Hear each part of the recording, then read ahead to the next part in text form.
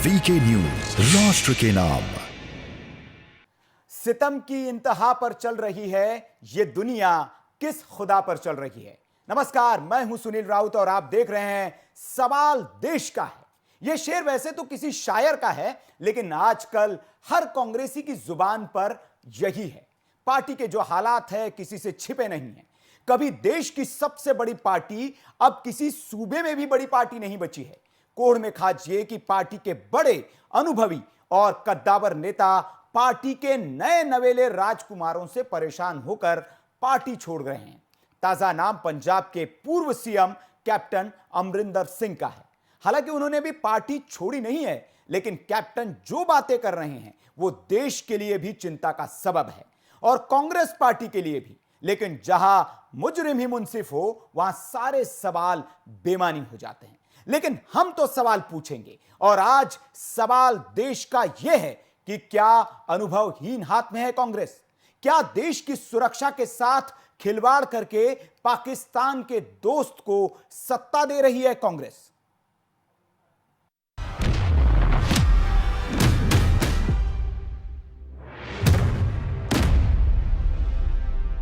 सवाल देश का है में आज बात कि क्या अनुभवहीन हाथ में कांग्रेस आ गई है और वो अनुभवहीन हाथ सत्ता को ऐसे हाथों में सौंप रहे हैं जो हरियाणा के मंत्री अनिल विज ने बात कही है कि राष्ट्र विरोधी हाथों में सत्ता सौंपकर साजिश रच रही है कांग्रेस। क्या यह सच है? इसी पर चर्चा करेंगे। बाकी और भी मेहमान हमारे साथ जुड़ गए हैं। खेमचंद शर्मा जी है, भारतीय जनता पार्टी के प्रवक्ता है। संजय गुप्ता कांग्रेस के प्रवक्ता है। आरबी उपाध्याय जी है, राजनीतिक विश्लेषक है। साथ ही साथ प्रीतपाल सिंह आम आदमी पार्टी प्रवक्ता है और एक सिख है। इन्हें हमने इसलिए आज बहस में जोड़ा है क्योंकि पंजाब को लेकर चर्चा हो रही है और पंजाब को लेकर हमेशा पंजाब सुलगता रहा है। कई वर्षों के बाद वो पंजाब शांत हुआ और एक बार फिर इस तरह की सुगबगाहट वहां से आ रही है। ए.के. मिश्रा से बहस की हम शुरुआत करेंगे। मिश्रा जी, बड़ा गंभीर आरोप लगाया है हरियाणा के मंत्री ए.के. अनिल विज ने। कह रहे हैं कि कांग्रेस जो है वो साजिश रच रही है और पंजाब के पूर्व मुख्यमंत्री कैप्टन अमरिंदर सिंह ने भी कुछ यही कहा है। देखिए, दो चीजें हैं यहाँ पे। एक तो जैसे राष्ट्र की सुरक्षा को लेकर के जो बात हो रही है, इसको हम थोड़ा सेकंड उस पे देखेंगे। फर्स्ट हम ये देखते हैं एक्चुअल में प्रॉब्लम क्या चल रही है। विज जी ने जो दूसरा पार्ट ये बोला है, एक्चुअली में कांग्रेस में प्रॉब्लम क्या चल रही है। राहुल गांधी के कंपैरिजन में देखा जाए तो जितने भी कद्दावर नेता हैं वो सब उनसे ज्यादा एक्सपीरियंस है, एज में जो है ज्यादा बड़े हैं और कई बार उन्होंने पार्टी को चुनाव में कई जगह से जीत दिलाई है। अगर आप कैप्टन अमरिंदर सिंह वर्सेस राहुल गांधी की अगर तुलना करेंगे वर्क में, अचीवमेंट में, एक्सपीरियंस में और एक्सपर्टाइज में, तो राहुल गांधी कहीं नहीं टिकते हैं। कैप्टन अमरिंदर सिंह की तरह और भी बहुत सारे नेता हैं जो कि राहुल गांधी के विचारों से या एक्ट से सहमत नहीं है। अंदर अंदर एक चीज ये चल रहा है कि एक्सपीरियंस वर्सेस नॉन एक्सपीरियंस, उनके बीच एक लड़ाई चल रही है। यहां मुझे यह दिख रहा है कि राहुल गांधी के लिए सबसे बड़ी चुनौती उनकी पार्टी के अपने कद्दावर नेता बन गए हैं जो बहुत एक्सपीरियंस्ड है। उनसे निपटा कैसे जाए, क्योंकि ग्राउंड लेवल पे उनसे वो निपट नहीं पा रहे हैं। कैप्टन साहब ने कभी राहुल गांधी को आने नहीं दिया। तो एक दूसरा निगेटिव तरीका यह है कि भाई इनको हटाओ, इनकी राजनीति खत्म करिए, जिसपे कि राहुल गांधी या सेंट्रल कमांड जो कांग्रेस की तुली हुई है। अब हम पहले पार्ट पे आते हैं कि राष्ट्र की सुरक्षा के लिए देखिए सवाल यह है, अगर कैप्टन अमरिंदर सिंह रहते हैं वहां पे, मुख्यमंत्री रहते थे, या सिद्धू, इन दोनों के परिप्रेक्ष्य में उन्होंने ये बोला है, तो भाई कैप्टन अमरिंदर सिंह के साथ भी विवाद चला था। उनकी कोई एक महिला मित्र थी जो पाकिस्तान की बहुत बड़ी पत्रकार थी। आप याद करिए पिछले 5-7 सालों में यह विवाद बहुत हाईलाइट हुआ था। सिद्धू का भी यह चला था कि वहां पे वो गए तो वहां के सेना प्रमुख वगैरह, बाजवा वगैरह से गले मिले थे और इस तरीके से उनके गालों पे डिंपल थे। इतना प्रसन्न वो दिख रहे थे उस दिन सिद्धू गले मिलते हुए कि शायद मतलब किसी देवदूत से मिले हो या भगवान के दर्शन हो गए हो, रब के दर्शन हो गए हो, अल्लाह के दर्शन हो गए हो।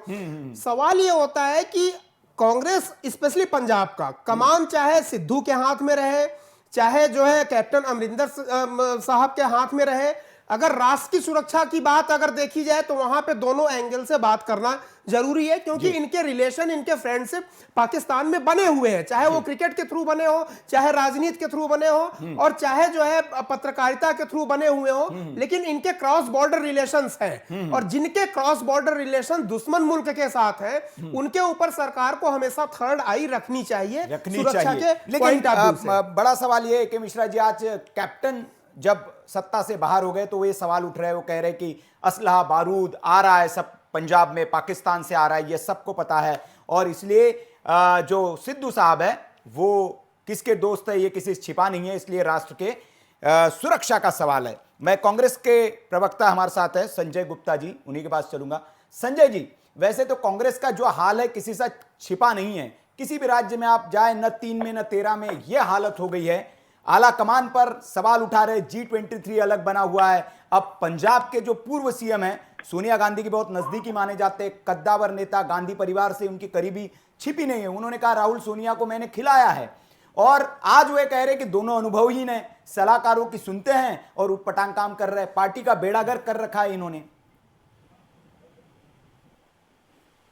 संजय जी। जी भाई साहब, मैंने आप जो कह रहे थे जी, पहली बात तो मैं आपकी जानकारी में बताना चाहता हूँ, देश के अंदर सम्मानित तौर पर अगर किसी ने इस देश को आजादी दिलाई, उस आंदोलन का नाम कांग्रेस है। और जिस तरह की भाषा का आप प्रयोग कर रहे हैं, मैं आपको बताना चाहता हूँ, उसके राष्ट्रीय अध्यक्ष महात्मा गांधी से लेकर सरदार वल्लभ भाई पटेल, और जिसने इस पाकिस्तान के 2 टुकड़े कर दिए। सर, राहुल गांधी की बात कर रहे हैं, कहाँ सुन लीजिए ना भाई साहब, आप सुन लीजिए। आपने कांग्रेस के विषय पे कहा तो मेरे को जवाब देने का अवसर देना। आप मुझे रोक क्यों रहे हैं? आप गलत ट्रैक पर मेरी बात को ले जा रहे हैं, इसलिए मैंने आपको रोका है सर। आप ही बोल दीजिए, मैं सुन लूंगा। क्या आप कहना चाहते हैं? नहीं, बिल्कुल बिल्कुल गुप्ता जी, आप बोलिए। मुझे अगर बोलने देना नहीं चाहते तो आप बताइए कि आपकी बात सुन लेता हूँ। अरे तो सर अभी शुरू ही किया है आपने, अभी बोलिए। अभी तो शुरू किया तो आप मुझे टोक रहे हैं। मैंने पहली लाइन भी बोली नहीं, आप मुझे टोक रहे हैं। नहीं जी, बोलिए, मैं आपको करेक्ट कर रहा था। आप सुनिए ना, आपने प्रश्न रखा है तो सुनने की भी हिम्मत रखी है, इतना तीखा प्रश्न रखा है जी, जवाब मुझे देना पड़ेगा ना। एकदम बोलिए सर, बोलिए। मैं आपको बताना चाहता हूँ, इस पाकिस्तान के 2 टुकड़े करने वाली आयरन रेडी कांग्रेस की राष्ट्रीय अध्यक्ष रही है, जिस कांग्रेस के विषय पे आप हल्के शब्द यूज कर रहे हैं। 3 में न 13 में आपने बताया। मैं आपको बताना चाहता हूँ, इस देश के अंदर दूसरे नंबर की पार्टी है, सेकंड नंबर पे वोट हमें मिलते हैं, पहले नंबर पे जरूर आज बीजेपी को मिलते हैं। और अक्सर सुना जाता है कि 70 में से 60 साल कांग्रेस ने राज किया है। आप कितने हल्के शब्दों का प्रयोग कर रहे हैं 3 में न 13 में, मुझे इस बात से ऑब्जेक्शन है। दूसरी बात मैं आपसे कहना चाहता हूँ, बात पे आते हैं पंजाब की। जो हम पंजाब के विषय पे बात कर रहे हैं, मुझे इस बात का सम्मान मैं फील करता हूँ कि मेरे नेता और मेरे नेतृत्व ने आज इतनी बड़ी हिम्मत की है कि एक दलित को वहाँ पंजाब के अंदर आज मुख्यमंत्री बनाया। तो बहुत से लोगों को आज मिर्च लगती है। मैं जानना चाहता हूँ कि भारतीय जनता पार्टी के भी प्रवक्ता यहाँ बैठे हैं और बहुत से लोगों को मैंने भी सुना भी, जरा बता दीजिए कि दलित को प्रधानमंत्री बनाएगी 2024 में? क्यों नहीं बनाएगी? डिक्लेयर करिए। आपको किसने कहा नहीं बनाएगी? आपको आकाशवाणी होती है क्या? डिक्लेयर करिए जरा। आपको आकाशवाणी होती है क्या? अरे हम आपसे इसीलिए तो पूछ रहे हैं। आपको कैसे मालूम है? अरे हम आपसे जानकारी लेना चाहते हैं। आप पार्टी के मेंबर हैं, मैं आपके बीच में बोला नहीं हूँ। बताइए 2024 में कौन प्रधानमंत्री पद का दावेदार? आप मुझे डिस्टर्ब कर रहे हैं, मुझे अपनी बात रखने दीजिए ना आप। जी गुप्ता जी, बोलिए। ये तरीका नहीं है डिबेट का भी। मैं आपके आप बोले इतनी देर, मैंने तो एक शब्द नहीं कहा। नहीं गुप्ता जी, कोई नहीं, बोलिए, आप बोलिए। उनका एक सवाल था। मैं आपसे देखिए, अच्छी हम डिबेट करें, जो मेरी बात आपको समझ में आए, आपको मेरी समझ में आए। आप क्यों खराब करना चाहते हैं? मैं आपसे ये कहना चाहता हूँ कि आपके कहने से, मेरे कहने से, एयर कंडीशन कमरे में बैठ के बात करने से कोई कांग्रेस को आप जिस तरह से कहना चाहते हैं उस तरह से नहीं हो सकता है। मैं आपको बताना चाहता हूं, पंजाब के अंदर दलित मुख्यमंत्री कांग्रेस ने ही दिया है। भारतीय जनता पार्टी की किसी सरकार के अंदर दलित मुख्यमंत्री नहीं है। आज ये मैं आपको बताना चाहता हूं। और किन लोगों से राष्ट्रवाद का आज मुझे पाठ सीखना है? गौडसेवाल के लोगों से, हमें गाठलेवादियों से सीखना है, हमें बंगारू लक्ष्मण के लोगों से सीखना है, हमें इस देश के अंदर जहाँ साध्वी प्रज्ञा जिस पार्टी की सांसद है उन लोगों से सीखना राष्ट्रवाद। अरे भैया, हमें राष्ट्रवाद सीखना है महात्मा गांधी से, सरदार वल्लभ भाई पटेल से, हमने इंदिरा गांधी से, महात्मा गांधी से। सर, सवाल पे आ जाए हम। मैंने जो सवाल पूछा है उस सवाल का जवाब ही नहीं दे रहे। आपने पूरा इतिहास हमें बता दिया। इतिहास भारत देश पहले कहा ना 3 में न 13 में वर्तमान की बात कर रहे हैं। इतिहास की तरफ देखते देखते कांग्रेस का वर्तमान हो गया। मैं आपको बताना चाहता हूँ, दलित मुख्यमंत्री वहाँ बनाया कांग्रेस ने, नए लोगों को अवसर दिया है। और वहाँ जगजीवन राम जी के साथ क्या किया था कांग्रेस ने? इतिहास जरा बताइए। दलित के मामले में जगजीवन राम, बाबू जगजीवन राम के साथ कांग्रेस ने क्या किया था? इतिहास जरा बताइए। अरे भाई साहब, आप एंकर हैं क्या? सर, हम एक सवाल कर रहे हैं। आप रुकिए ना।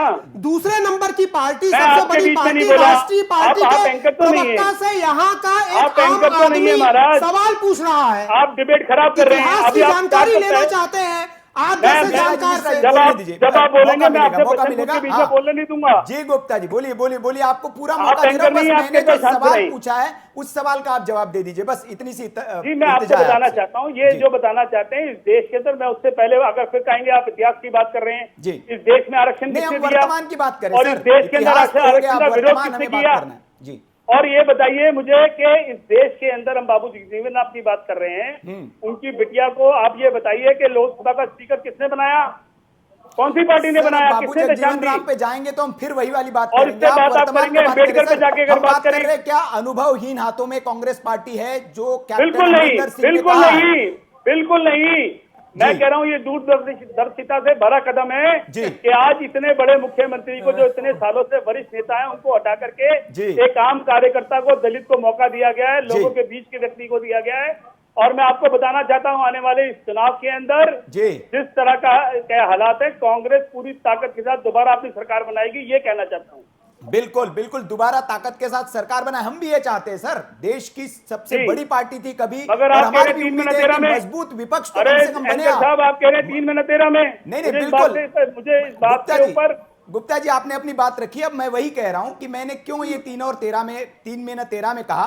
उत्तर प्रदेश में क्या आपके हालात है, किसी से छिपा नहीं है। पश्चिम बंगाल में क्या हालात है, आपके 60 किसी साल से इस छिपा देश नहीं के है। अंदर राज भी हमने कौन किया सा है, ये ऐसा आपको पता राज्य है नहीं जहां है। बड़ी पार्टी रह गए हैं सर? इस आप देश के अंदर 2-3 आरोप ये गिने लगता चुने है कि राज्य 60 छोड़ साल के तो कांग्रेस ने कहां राज आप हैं किया है। सर? मैंने इसीलिए और कहा। आज ये लोग कांग्रेस के और बनाई इसके हुई लिए चीजों को कौन बेचने में जिम्मेदार लगे है हैं। आपको भी पता है, लेकिन चूंकि आप कांग्रेस के प्रवक्ता है, या आपकी जिम्मेदारी है सर, मैं इसको सलाम करता हूं कि आप बहुत शब्दावली अच्छे अच्छी से नहीं है। डिफेंड कर रहे हैं। अगर लेकिन मैं जानता हूं एंकर कि कार्यक्रम को ये कहे कि जो है जी 3 महीना 13 में, तो शब्दावली अच्छी नहीं है। मैं नहीं कहना गुप्ता जी, मैं आपके उस जज्बे को सलाम करता हूं। बहुत अच्छे से आप डिफेंड कर रहे हैं पार्टी को, जो काम आपको दिया गया है। मेरे को एक दूसरी डिबेट में जाना है, प्लीज चर्चा को आगे बढ़ाइए। जी क्या जी, मैं बोल सकता हूं? भारतीय जनता पार्टी के प्रवक्ता, मैं आप ही के पास आ रहा हूं। खेमचंद जी, मैं आप ही के पास आ रहा हूं। मन में लड्डू तो आपके फूट रहा होगा, जिस तरह से पंजाब में एक बड़ा चेहरा कांग्रेस से छिटक गया है और वो अब आपकी भाषा में बात करने लगा है। विज साहब ने कह भी दिया है, स्वागत है। तो क्या अंदर कुछ खिचड़ी पक रही है? देखिए, भारतीय जनता पार्टी के मन में लड्डू फूटे ऐसा नहीं। भारतीय जनता पार्टी का स्वरूप आप देखेंगे, 12 करोड़ से ज्यादा कार्यकर्ता हैं। जी। केंद्र में हमारी सरकार है, 7वें साल चल रही है। मैक्सिमम स्टेट में हमारी सरकार है, तो हम किसी व्यक्ति की वजह से मुंह में लड्डू करें ऐसा नहीं होता।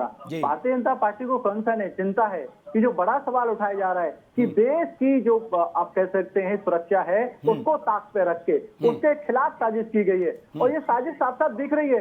किस तरीके से सिद्धू साहब वहाँ पे जाके आर्मी चीफ के गले मिलते हैं, किस तरीके से उनके संपर्क जिन्ना की मजार खेमचंद जी याद कीजिए। अब गुप्ता जी बीच में मत बोलिए, आप दूसरे को बिल्कुल ही बोल रहा हूँ, मगर जो बात कर रहे हैं आपको मैं मौका दूंगा, मैं आपको मौका दूंगा। गुप्ता जी आप सवाल उठाइएगा, अभी बोलने दीजिए। गुप्ता जी भी मान जाएंगे। हाँ। मेरा कहने का मतलब है, इमरान साहब से किस तरीके से उनके संपर्क हैं। और जब ये बात प्रभारी जी से पूछी जाती है तो प्रभारी जी क्या कहते हैं कि वो तो उनके पंजाबी भाई हैं। अरे खास भाई को छोड़ दिया जाता है जब वो देश विरोधी होता है और देश के खिलाफ वो साजिश कर रहा होता है। ये तो वो लोग हैं जो लगातार हमारे आर्मी वालों को मार रहे हैं, लगातार जम्मू कश्मीर में घुसपैठ करने की कोशिश कर रहे हैं, लगातार आतंकवाद को बढ़ाने की कोशिश कर रहे हैं। कैसे भाई है?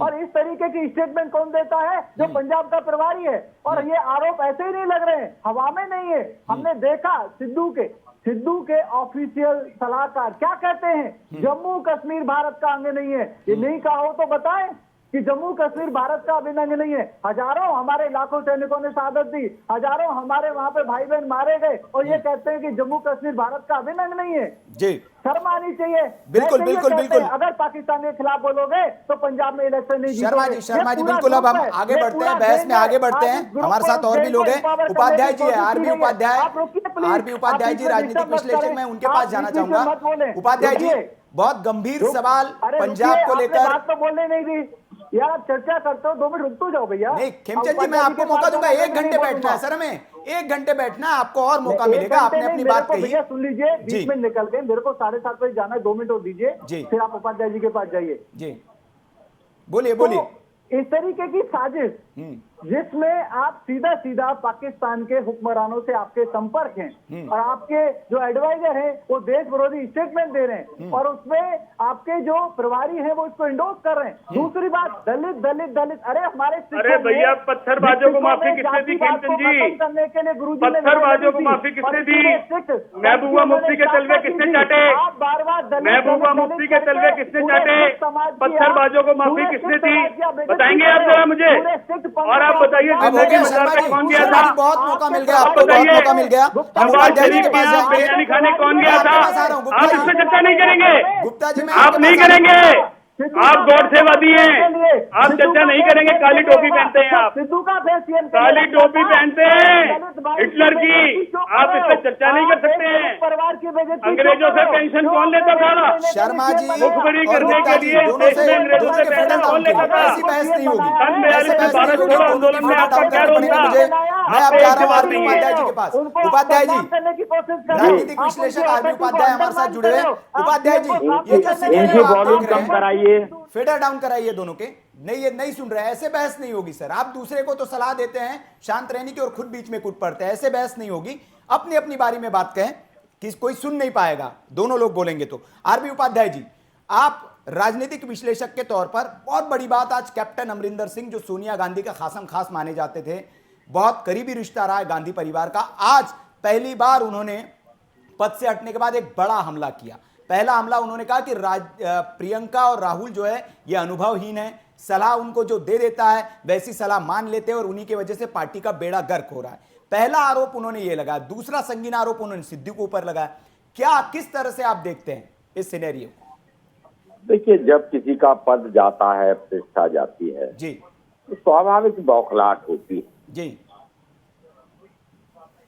मान लीजिए पार्टी का फैसला है, पार्टी आलाकमान का फैसला है, बदलना है मुख्यमंत्री, तो बदलना है। उसमें आप ये कहें कि भी वो अपरिपक्व हैं, उन्हें तजुर्बा नहीं है, देखिए ये अभी से उंगली उठा देना मैं नहीं समझता हूँ जायज होता है।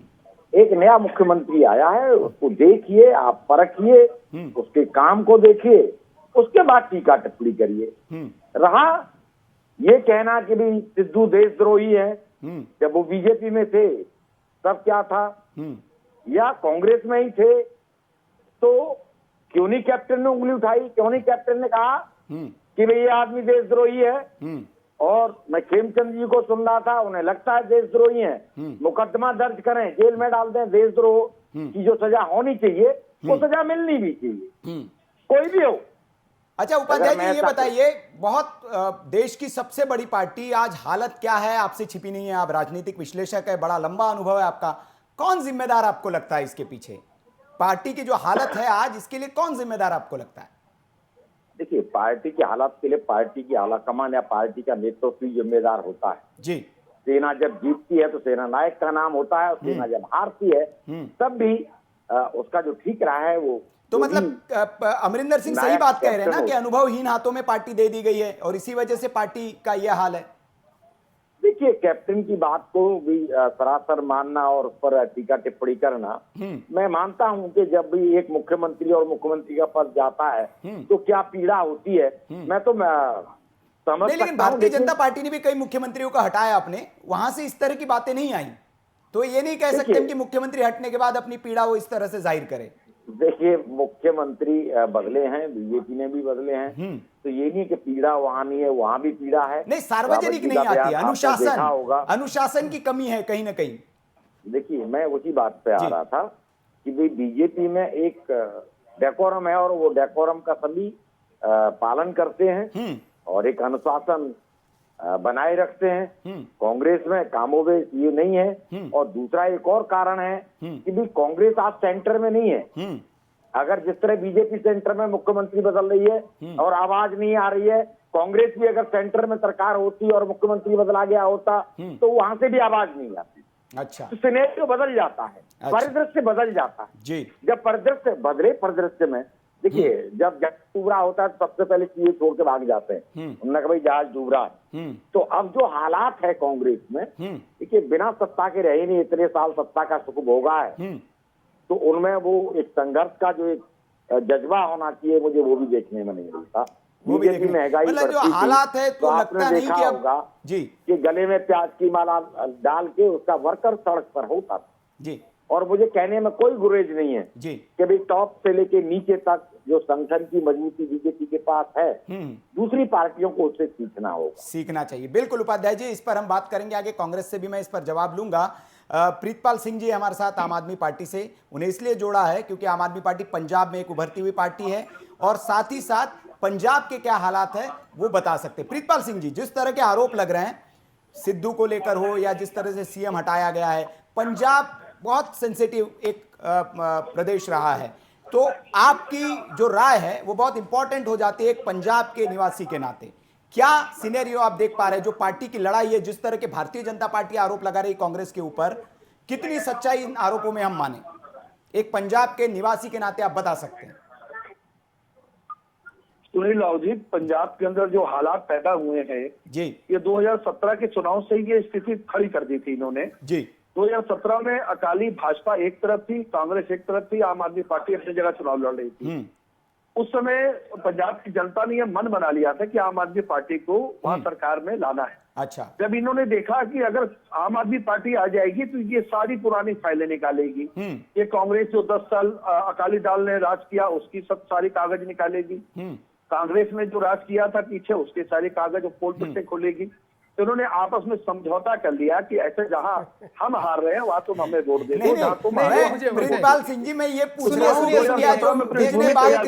प्रीतपाल जी, जब केजरीवाल जी चुनाव नहीं लड़े थे, आंदोलन कर रहे थे, तो हम सुनिए, हर दिन जेब से एक पर्ची निकालते थे, ये भाजपा की पर्ची देखो जी, ये अंबानी की, ये अडानी की, और जब चुनाव जीत गए तो सारी फाइलें बंद हो गई, अब कोई पर्ची नहीं निकलती। उनसे पूछेंगे। जी प्रीतपाल जी बोलिए। जो पैनलिस्ट है उनको भी मैं दांत खट्टे कर दूंगा, इतना मुझे अनुभव है।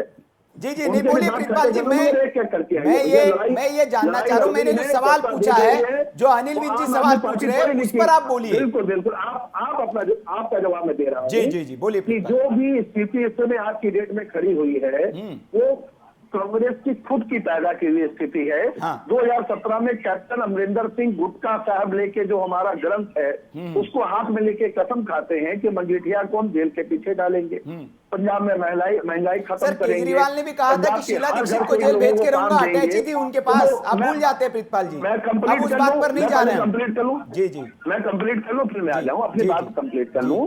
इन्होंने जो जो बातें कही थी वो अब पूरी तरह से कांग्रेस खत्म होने की स्थिति में खड़ी थी। इन्होंने दूसरी मीटिंग में जाना है, यानी एक 16 पिक्चर बना दी, एक आ रहा हूं आपके पास में, शर्मा जी आ रहा हूं आपके पास में, सब है, माफी चाहूंगा, ये सारी स्थिति इन्होंने खड़ी कर दी, ये सिर्फ जनता को दिखाने के लिए। देखिए, व्यक्ति परिवर्तन से कुछ नहीं होगा, हृदय परिवर्तन से होगा। अगर हृदय परिवर्तन नहीं होगा तो पार्टी कोई भी होगी उसको नकार दिया जाएगा। चलिए, आम आदमी पार्टी का जो बयान है, जी जी बिल्कुल बिल्कुल, आप देखिए प्रीतपाल जी, क्या रिकॉर्ड है कि आपका आम आदमी पार्टी का केजरीवाल जी का बताने की जरूरत नहीं है। आपके पास चुनाव से पहले सब नेताओं की लिस्ट थी, कौन भ्रष्ट है कौन भ्रष्ट नहीं है, अटैची भर आपके पास सबूत थे, लेकिन सत्ता में आने के बाद क्या किया आपने दिल्ली में, किसी से छिपा नहीं है प्रीतपाल जी। गडकरी जी से जाके आपने माफी मांग ली, उन्हीं पर पहले आरोप लगाया, ये ट्रैक रिकॉर्ड है सर। तो ये हम दूसरे पर राजनीतिक आरोप न करें, हमारा दामन भी हम पहले देख ले, दूसरे पर कीचड़ उछालने से पहले। आखिरी में कमेंट शर्मा जी से लेना चाहूंगा, शर्मा जी को कोई जाना है। खेमचंद जी, आप पर गंभीर आरोप लगे, कांग्रेस ने भी लगाया, आम आदमी पार्टी ने भी लगाया, सफाई देने का एक मौका है आपके पास। जी कहिए, आप कहिए शर्मा जी। का तो बहुत बुरा हाल है, दिल्ली में उन्होंने कुछ किया नहीं, बाहर जाके वो प्रचार कर रहे हैं। आज सीपी में भी जो उन्होंने प्रदूषण के लिए जो मशीन लगाई थी, 1 महीना हो गया, अभी तक वर्किंग में नहीं है। प्रीतपाल जी आपको मौका मिलेगा, सुन लीजिए। मेरी तरफ से आपके चैनल को, आपके प्लेटफॉर्म को बहुत बहुत शुभकामनाएं। हम जल्दी पुनः मिलेंगे। आम आदमी पार्टी का कोई भविष्य नहीं है। कांग्रेस का इस समय जो घर पूरी तरीके से बिखरा हुआ है, सिर्फ और सिर्फ भारतीय जनता पार्टी पंजाब में एक ऑप्शन है, और लोग, मेरे को पूरी उम्मीद है भारतीय जनता पार्टी को पंजाब में साथ देंगे, पंजाब में सरकार बनाएंगे। थैंक यू, धन्यवाद। जी बिल्कुल, पंजाब में आपको उम्मीदें हैं, लेकिन पंजाब में आपका भी क्या हाल है ये किसी से छिपा हुआ नहीं है, तो देखेंगे। हालांकि भारतीय जनता पार्टी के बारे में कहा जाता है कि जहां कुछ नहीं होता वहां से भी वो मेहनत के दम पर पत्थर से भी पानी निकालने वाली पार्टी इनको कहा जाता है। तो देखेंगे हम कि पंजाब में आप क्या करते हैं, क्योंकि पंजाब में कुछ खास है नहीं। अभी वक्त हो चला है सवाल देश का है में ब्रेक का। ब्रेक के बाद इसी सवाल पर बने हुए हैं कि क्या अनुभवहीन हाथों में है कांग्रेस और क्या ऐसे हाथों में सत्ता सौंपी जा रही है जो देश के लिए खतरनाक हो सकता है। ब्रेक के बाद लौटते हैं।